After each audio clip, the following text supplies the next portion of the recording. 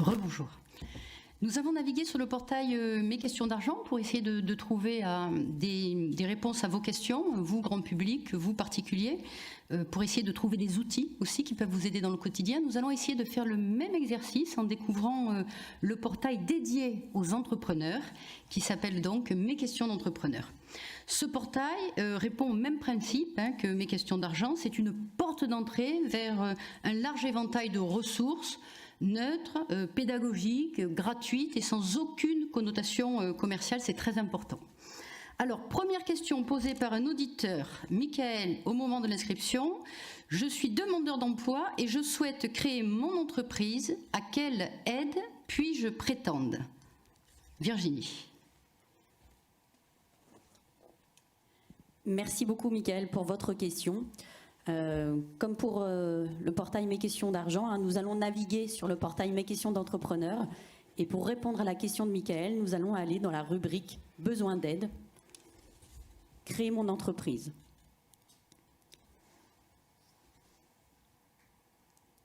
Vous y retrouverez une fiche pratique qui s'intitule Comment créer mon entreprise quand je suis demandeur d'emploi.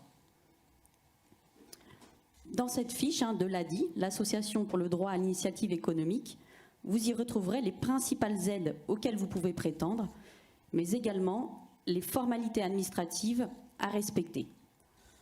Donc, ce que je vous invite, c'est à naviguer ensemble sur cette fiche, et puis qui nous permet d'identifier les trois principales aides que vous pouvez bénéficier.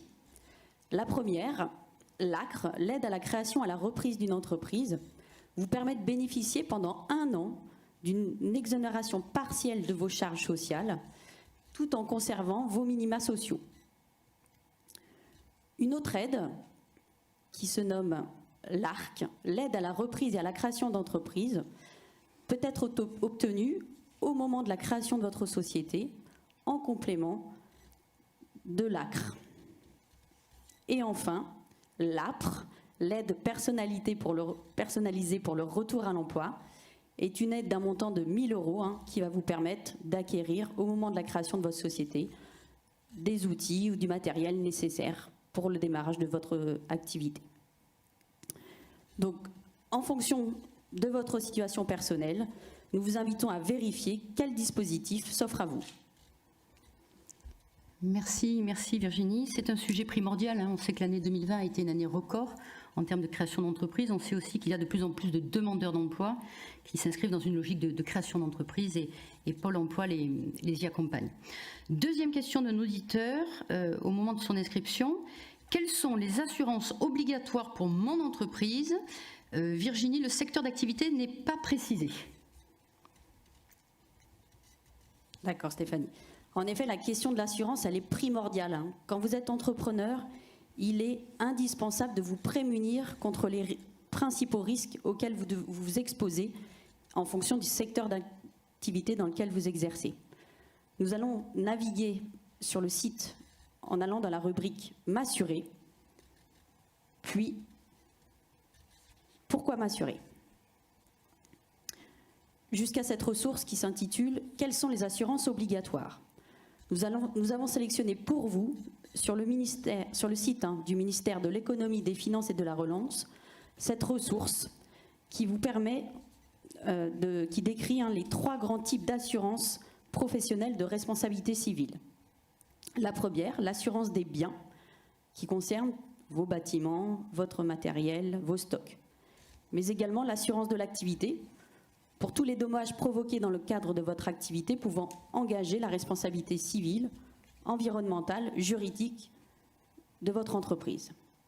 Et enfin, l'assurance des personnes pour la protection sociale, retraite, prévoyance. Bien que ces assurances soient vivement recommandées, elles ne sont pas obligatoires, sauf dans certains secteurs réglementés, notamment les professionnels de santé, les professionnels du bâtiment. Et ce sont précisément ces professions que vous allez retrouver dans cette ressource pour lesquelles l'assurance est obligatoire.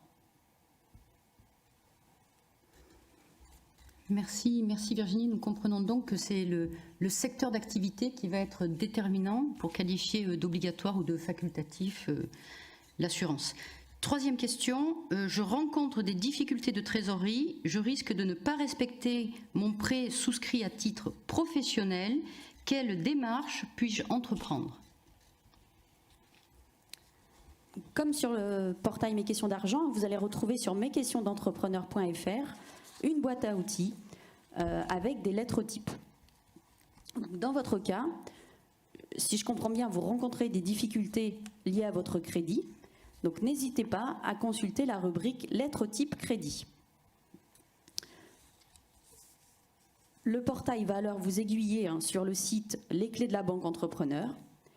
Et parmi les modèles de lettres proposés, je vous invite à sélectionner la lettre demande de délai de paiement. En cliquant, le document va se télécharger. C'est un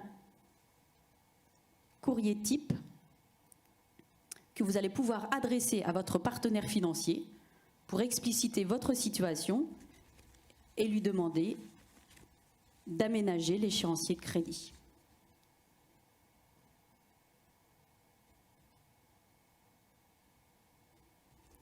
Merci. Merci pour cette navigation. Fondamentalement, je vous conseille de véritablement consulter les boîtes à outils, que ce soit celles mises à disposition dans Mes questions d'argent ou Mes questions d'entrepreneur. Vous y trouverez de nombreuses ressources, des simulateurs, des guides, des lettres types qui vous seront très utiles et vous feront gagner du temps dans vos démarches quotidiennes. Voilà.